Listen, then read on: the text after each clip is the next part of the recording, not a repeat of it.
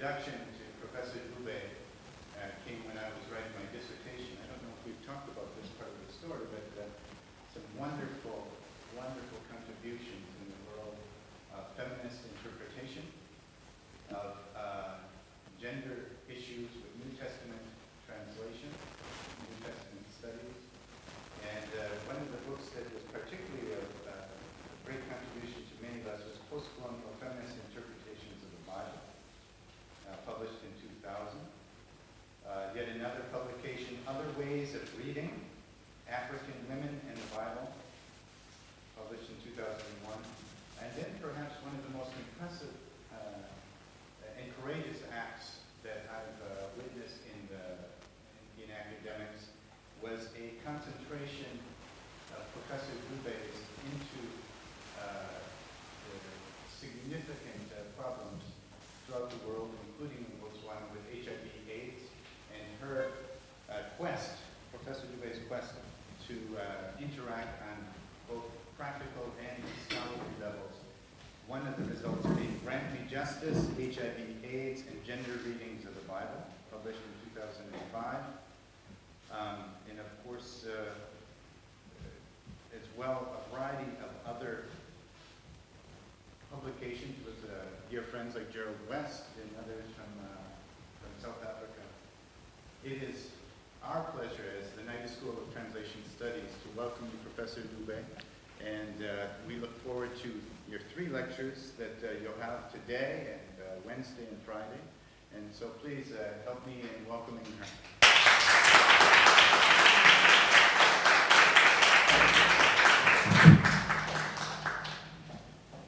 Thank you very much.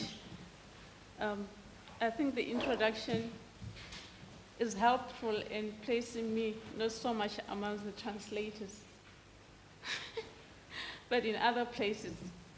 But I do want to join this gathering and the worldwide community of translators and academicians of various disciplines in paying homage to Eugenie Nida for his major contribution to knowledge, particularly to the areas of theories of translation. Yes. I must start? Okay.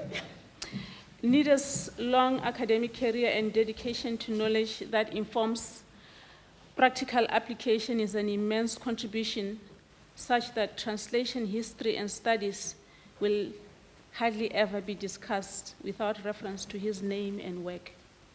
Given his immense contribution, though he's gone, he will always be here. I am therefore humbled and highly honored that I was called to serve in the Eugenie Lectures to continue the conversation that he began almost 60 years ago when he first published God's Word in Men's Language in 1952. I am further humbled to be invited to speak with you, who are specialists, practitioners, theorists in translation. I began to learn and even teach about translation after I accidentally discovered some shocking biblical and hymnal translation. Preparing to come here and being here with you this week is a major part of my learning about translation. I greatly thank you for inviting me to this place. In this lecture, I really get taken up for a very long time by the story of Laura Bohannan of 1966, which is entitled Shakespeare in the Bush. This is where I derived the title of my lecture, entitled The Bible in the Bush. I get taken up for too long, I believe. Second, I then moved to discuss some of the first written responses of Botswana to Robert Moffa's translation of Setswana Bible of 1830 to 1857. The third part, which I'm sure I will not reach, would be to look at the implication of Bible translations in the context of globalization and localization. I always have the weakness of writing too long, but I think I need to give you a summary so that when I don't get there, you will at least maybe have an idea what I was intending to do. In the first story, which is about Shakespeare, it illustrates a community that freely translated Hamlet according to their culture. And I admire that greatly. And then the second story is about the translation of the Setswana Bible in a colonial context, which hardly involved Botswana, although later they begin to respond to the translation. Again, they are shut down. But then I look at ways in which they still use their culture to get back to the translation. The last section about globalization is really an argument that globalization has to be put together within the genealogy of colonialism. And that, speaking particularly from a biblical perspective, that as we reflect on globalization and translation, we have to take responsibility for the history of translation that happened during colonialism. We are living with those Bibles. So that will be the thrust of my speaking. I think even tomorrow, I will be looking at colonialism and gender translations, how translation became a way of enforcing patriarchy in languages that did not have God as male. And the last talk on Friday, I'll be looking at some versions that began to try and deal with the issues of gender and colonialism, focusing on an example of a gender-inclusive translation and the African American Bible, and how it tries to deal with the issues of slavery. But I'll still be making the argument that I'm not sure if even those liberative reading are dealing with the issue of colonialism. Now, to Bohannan Tale of 1966, which is about the story, which is a story about telling a story to and with other storytelling tellers. Not yesterday, but long ago, a thing occurred. Began Bohannan to tell a story of Hamlet among an African ethnic group of the Tiv in Nigeria, using their way of telling a story. In the telling of it, European kings became chiefs, swords became matches, ghosts became omens, and devils became witches. But Bohannan was not prepared that the plot and the motivation would also change as the Tiv actively grafted the story in their cultural worldview and made it a good story for themselves. For she initially thought, although some details of custom might have to be explained and difficulties of translation might produce changes, Hamlet had only one possible interpretation, and that one is universally obvious. Not until she met the Tiv in Nigeria. Hamlet, a Shakespearean tragedy, is about Prince Hamlet, whose father had died. The king's young brother, King Claudius, ascended to the throne and married his widow, Gertrude, within a month of the king's death. Hamlet, his son, suspecting that his father had not died a natural death and unhappy that his mother married a possible murderer of his father so soon, went about investing. Hamlet also fell in love with Ophelia, a woman he could not marry because of class. Hamlet, possibly stressed out, started behaving strangely like a mad person. Having satisfied himself that King Claudius was indeed the culprit, Hamlet made a plan to kill him, but unfortunately he killed someone else, Polonius, the father of a woman he loved, Ophelia. King Claudius seized this moment to send Hamlet to a far-away land with 2 escorts and letters instructing the hosting king to murder Hamlet. But Hamlet, on the way, changed the contents of the letter, and the 2 escorts got killed. Instead, while he headed back home. Meanwhile, Ophelia, who hears about her father's death from the hands of the man she loved, goes mad and drowns herself. On the day of her burial, her elder brother, Laetus, who has been living in Paris, jumps into the grave to see her just once more. Hamlet, who has also just returned, jumps into the grave for the same reason, and brother and lover start fighting. King Claudius, who wishes Hamlet dead, so he can maintain his throne, sets up a jewel. But he also had a glass of poisoned beer, just in case Hamlet wins the duel. Hamlet and Leicesters' fight is a deadly squeal, for both are critically injured. Seeing her son dying, the queen mistakenly drinks the glass of poisoned beer and dies.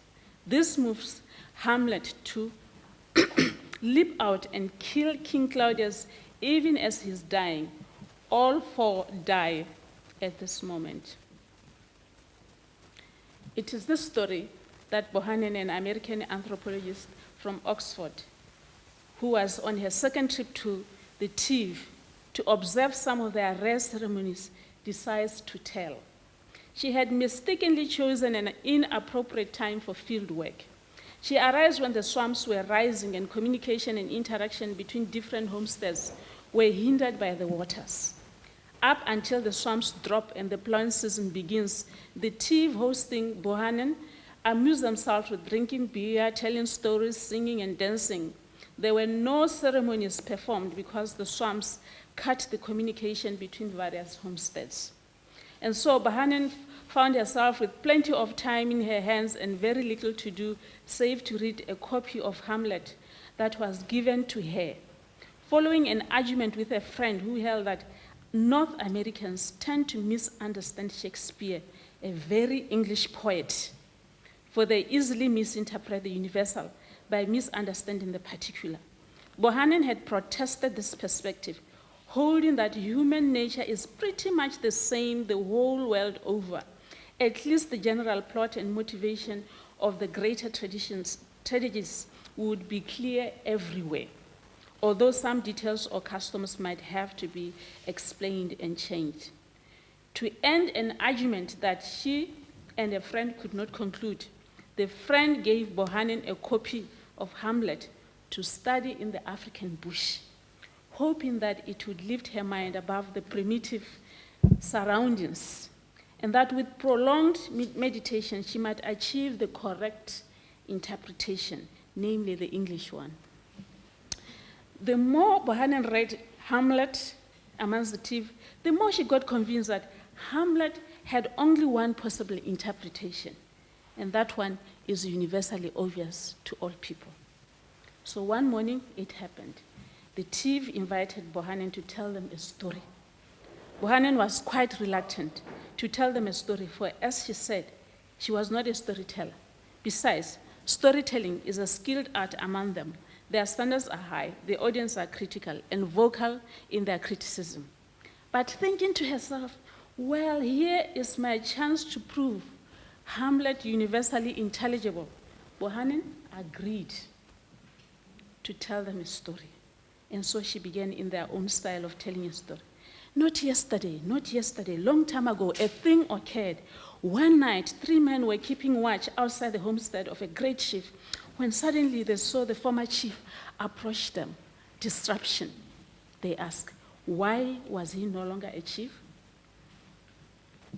Altogether, I counted 19 questions they put to Bohannon, besides commentary, suggestions, and the courtelling they did. He was dead, Bohannon explained. Dead? Dead people don't walk according to the TV beliefs. So one of the elders makes a point of correction. Of course, he says, it wasn't the dead chief. It was an omen sent by a witch. Go on. Quite shaken by the elder's self-assured explanation, Bohannon continues, one of these 3 was a man who knew things. This was the closest translation that Bohannon could find for a scholar. But unfortunately, amongst the Tiv, it also meant a witch. When she explained that a scholar associated the appearance of the dead chief with Hamlet, his son, the elders disapproved that such omens were issues to be handled by chiefs and elders, not youngsters. They were of the opinion that the most Hamlet should have done was to consult a specialized diviner to clarify to him about the death of his father, and then approach the elders so that they would handle the case for him. They began to debate amongst themselves to provide reasons why Hamlet, a young boy, did not follow this path. They conclude that the diviner himself would be afraid to divulge information about the most important man in the land, King Claudius. This becomes the trend of their listening. They questioned, they objected, they commented, they provided explanations for events that motivated the plot, quite freely placing the story within their cultural worldviews, then urging Bohannan to continue with the story. So when Bohannan explained that the widow of the late king had married the young brother of the king soon, a month after the death of her husband, they approvingly said, he did well, pointing out that it was consistent with their culture. In so doing, they knocked off a key issue in the plot of Hamlet. The major questions they had was whether the late king and the current one were sons of the same mother, a question that Bohannan could not answer, and one that they held pivotal to the plot of the story. Given this positive perspective about the leveraged marriage, Bohannan found herself skipping Hamlet's soliloquy of disgust concerning his mother's marriage. This would apply to several issues. They disapproved the king's monogamy and taxes, insisting that a king must marry many wives and have many children so they are able to grow food and entertain guests without relying on taxes. They dismissed the cultural norms that debarred a Prince Hamlet to marry Ophelia, pointing out that even though she becomes a mistress to the king, her father would be lauded with many gifts, more than a normal husband could pay a bride price. They said Hamlet's madness and Ophelia's drowning was the work of witches or being exposed to the creatures of the forest. Yet for them, one could only be bewitched by a male relative. So King Claudius thus became the first suspect for causing Hamlet's madness. So would Lytus, the only relative of Ophelia, become the suspect in her sister's madness and death. Commenting from the perspective of the hunters, they said Polonius' accidental death was a result of an inexperienced fool. Why did the man not shout, "It's me," to identify himself?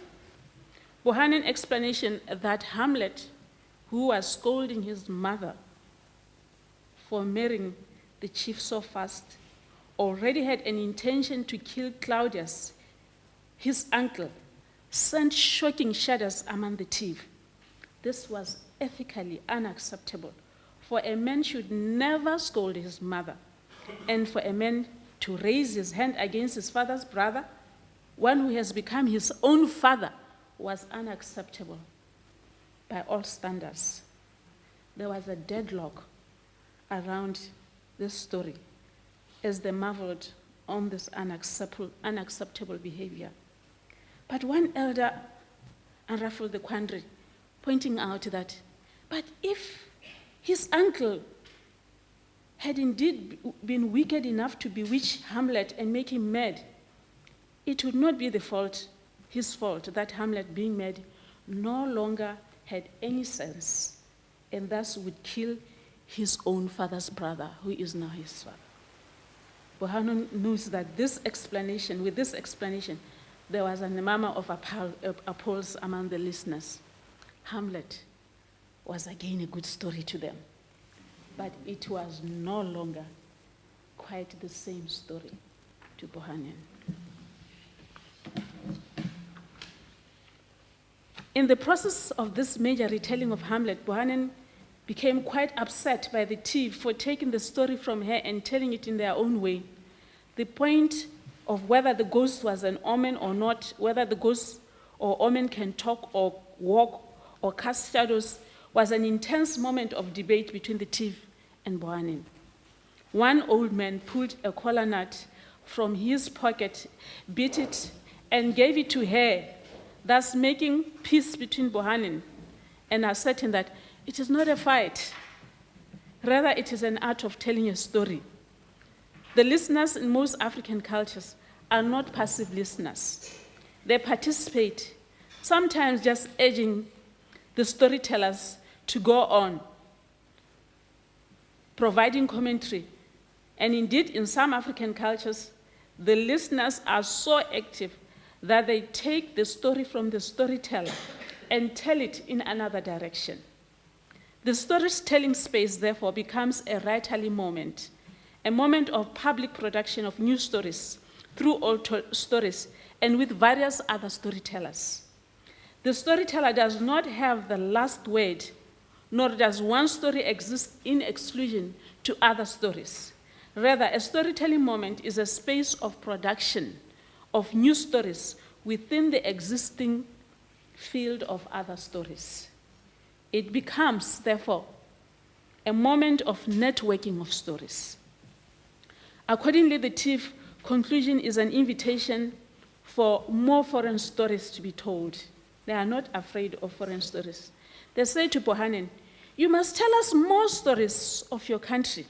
We who are elders will instruct you in their true meaning, so that when you return to your land, your elders will see that you have not been sitting in the bush, but among those who know things and those who taught you wisdom."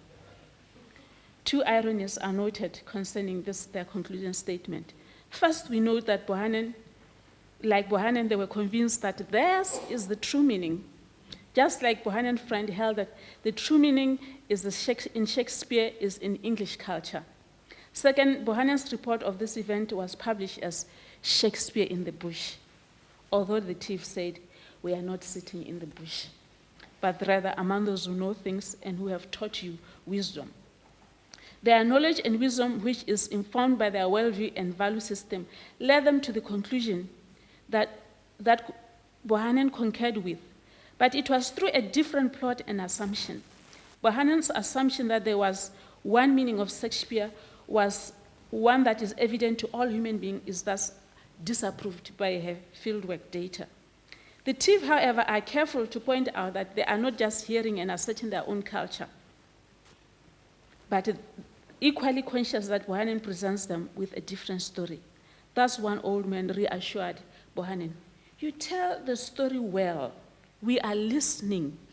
We believe you when you say your marriage customs are different or your clothes and weapons are also different. But people are the same everywhere," they say. "Therefore, there are always witches, and it is we, the elders, who know how witches work. We told you it was the great chief who wished to kill Hamlet, and now with your own words, you agree with us." There is much that can be said about Bohannan's narrative from the various perspectives that I have been able to summarize. Like Bohannan, who had crossed many boundaries to reach the TIFF and found herself hedged by a swampy season, the number of borders being crossed in translation are always multiple, as Gensler says. Maria Tamzo holds that the case of Hamlet in West Africa illustrates resistance to translation and transfer of concepts such as ghosts, values of chastity, customs, the European period of mourning, motivations, harmless madness, material culture, swords for matches, and plot sequence, as well as the rhetorical and linguistic structures. The awareness of such resistance to the uptake and translation of oral material, as well as better understanding of the actual working dynamic between the passive and active bearers of traditional cultures, has led to re-evaluations of the process of survival, transmission, and translation of oral culture, close quotes. Tamasco further underlines that research in translation in the past decades indicates that translation is a form of literary refraction. Translated texts are processed texts that are manipulated between literary interfaces, illuminating the sociological, ideological, and literary constants at work behind the manipulation involved in translations.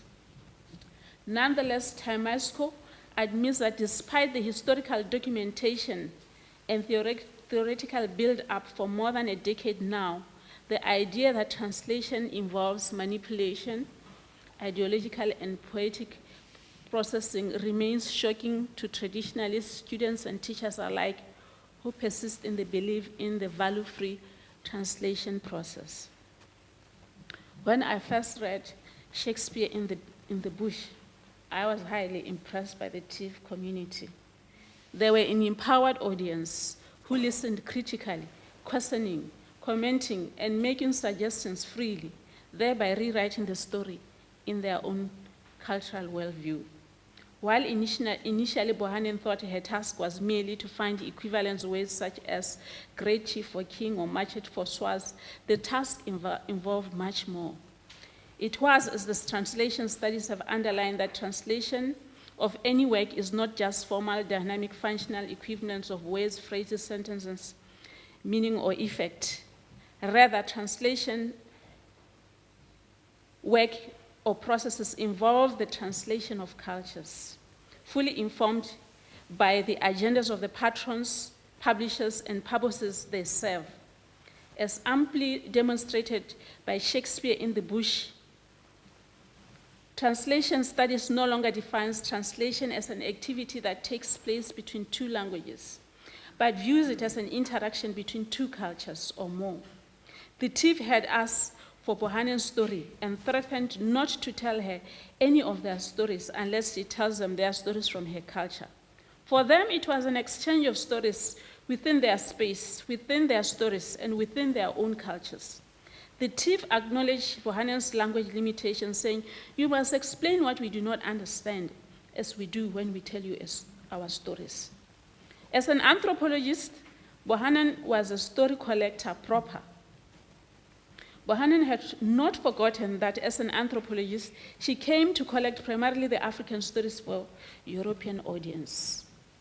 Thus, the moment they said madness was caused by witchcraft or creatures in the forest, Bohannon says, I quote here, I stopped being a storyteller and took out my notebook and demanded to be told more about these causes of madness. Even while they spoke, she says, I jotted down notes. I tried to calculate how this new understanding of madness will change the meaning of Hamlet.